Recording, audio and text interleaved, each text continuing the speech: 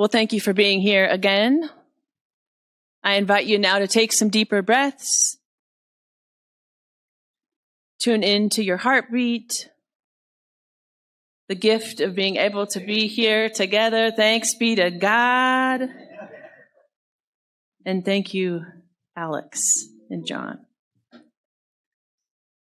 And I saw even the scene recognized fancy preachers get nervous and pray before they preach. So I will carry on with what works for me and invite you to join in this prayer from Psalm 19. God, may the words of my mouth and the meditations of all our hearts be acceptable in your sight, our rock and our redeemer. Amen. They shall beat their swords into plowshares and their spears into pruning hooks. Nation shall not lift up sword against nation, and neither shall they learn war anymore. These ancient words are ones that many of us in the movement to end gun violence know by heart.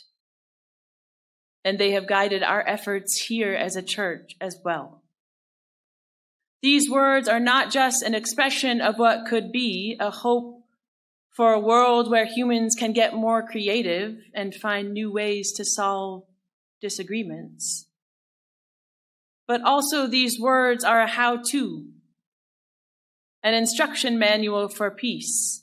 This is what transformation looks like.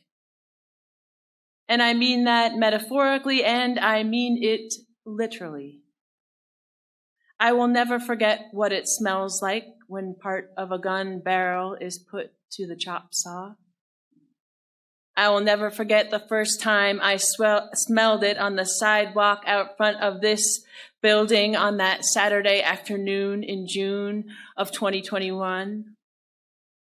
Tears rolled down our faces as the chop saw buzzed and turned its way through, and still I can hardly tell the story. We smelled and saw transformation.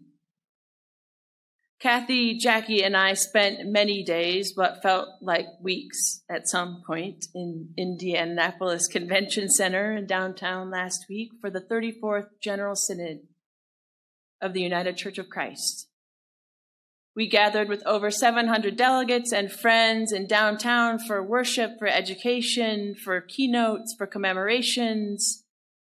It was exhausting and frustrating, beautiful and meaningful.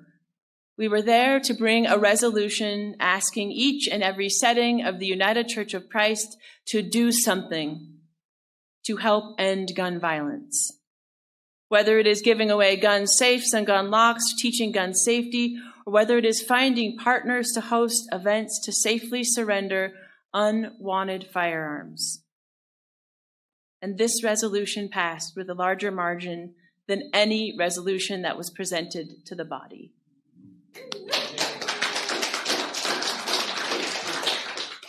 And as I stood next to Jackie as she spoke to the whole room,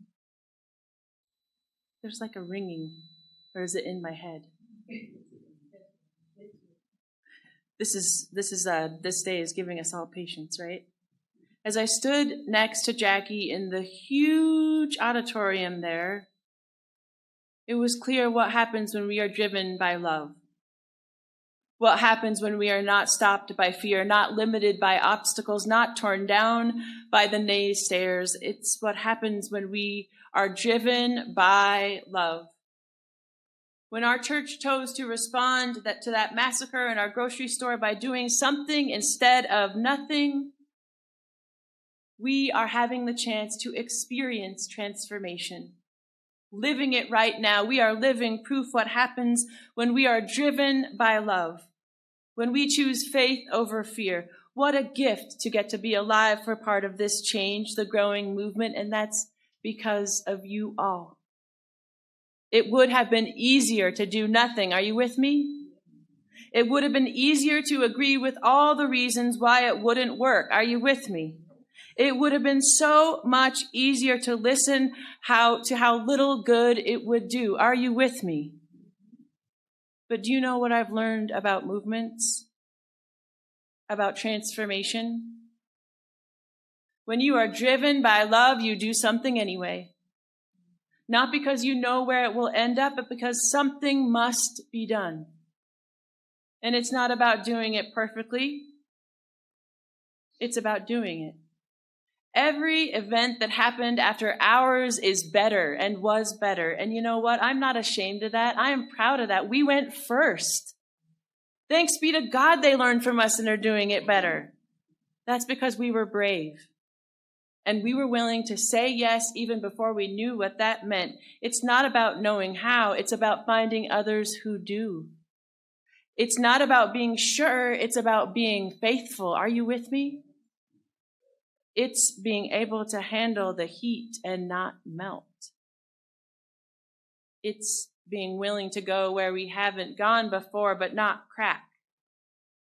This is what Mike Martin wrote, the visionary and founder of Raw Tools. He says of transformation, he says, to turn guns into garden tools, you have to add some heat. A little more than 2,000 degrees of controlled flame. If the steel is too hot, it melts or burns off. If it's too cold, it cracks under the hammer. There's a happy medium range of heat where the magic happens, where transformation takes place. This is what God-infused, higher power field movement looks like. This is what transformation looks like. Driven by love, able to handle some heat but not melt, willing to go where we haven't been before but not crack. They shall beat their swords into plowshares. It's an instruction manual for peace and also a threat to the power of some. The idea of turning weapons of war into garden tools. For most of my time in Indianapolis, the National Convention of School Resource Officers happened to be sharing the hotel where I was staying. Now, if you need a little catch up there, that really means police officers in schools. And so I just was sure God was testing me. I was like, are you kidding me?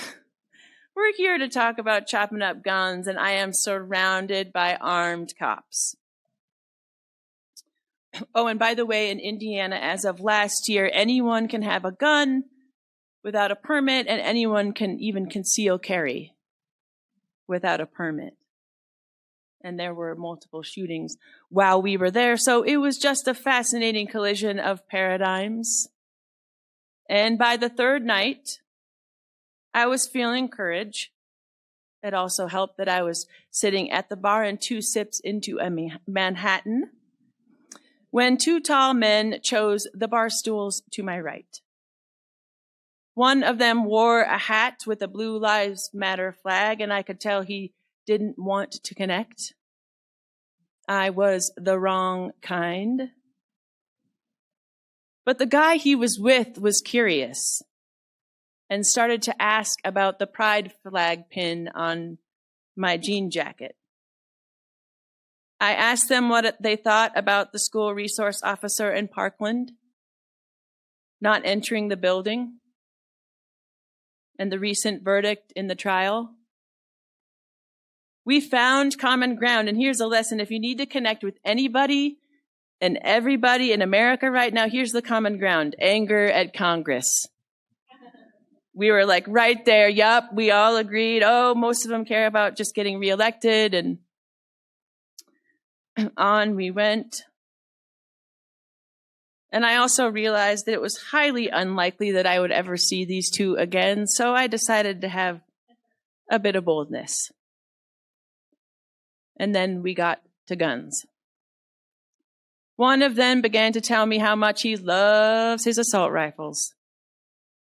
And I tried to keep breathing, deciding to find something, anything to affirm.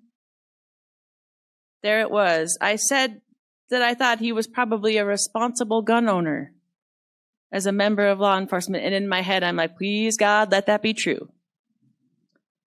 And then I said, good for him for keeping them locked up. And then I asked him if he thought anyone should be able to have access to a firearm like that. He paused. Yes, he said. But here's the thing. It's like he didn't want to say yes. But the only thing he could possibly imagine was saying yes would be leading the way toward taking away his gun.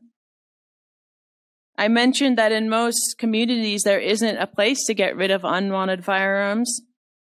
And he said, oh, you can take it to the police department. But his friend, even before I said anything, said, that's not actually true. Not in every town. And we didn't even get into the fact of the number of people who have guns illegally, who aren't just going to show up at the police station with their unwanted firearm. Are you kidding me? And they weren't moved by the fact that guns are now the number one killer of kids and teens in this country. But do you know what else I've learned in this movement as we've grown, this Guns to Gardens movement? It's just as much about creating space for truth-telling, for conversation, for stories to be shared. It is about getting unwanted firearms out of closets and out from under beds and out from glove boxes and cars and into safes to prevent death by suicide and accidental shootings of little cousins playing. It's about protecting older male veterans who are dying by suicide. That's the number one group who's dying this way. Even if people aren't moved right now, they will be soon. Kathy reminded us all again and again that Guns to Gardens is about planting seeds. It's about being willing to put something into the ground even where it seems like there's no way in the world it will grow. Trust that it just isn't about this one little thing, but if we are bold in big and little ways, we know these seeds will bloom beyond us.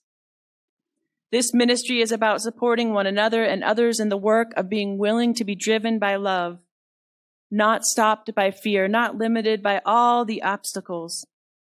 And today we have exciting news, and I need a drum roll. Are you ready? We can do better than that. Come on. Today we are announcing the launch of Guns to Gardens Boulder. We have the website, the resources, the networks, the learning, and the people and the spirit, and we are ready. Our first event will be to support a safe surrender event for unwanted firearms in Lafayette in October. Our next will be education and planning for a possible event in March. We will meet this fall and begin our work, and if you want to put your name on the original launch team, there's a paper for you right on the welcome table. Here's part of what the vision looks like. Building and joining the disarmament network, training more people on the chop saw, so a thoughtful team could gather here and do a ritual and safely disassemble an unwanted firearm after a suicide. We've learned that law enforcement literally gives the gun back to a family after this happens. No, we can offer another way to accompany a family in a most tragic situation. Our dream is to have many teams so that they can be called upon over the course of the year, beginning to build a series of smaller and more regular safe surrender events for unwanted firearms. As we dream and brainstorm, we were dreaming of things like a summer camp where kids and youth could come here to learn how to safely disassemble firearms and be a part of growing this network of peacemakers. And Kathy had the idea of even things like writing a children's book, helping the kids lead the way and join this ministry with us. And I can't wait to hear what your ideas are for this vision too. Shane Claiborne and Mike Martin wrote, "Love does not have room for fear, and fear does not make space for love. Beloved of God, thank you for letting love lead instead of allowing fear to stop us. This is what it looks like to be driven by love. This is what a God-infused, higher power-fueled movement looks like. This is what transformation looks like. Able to handle some heat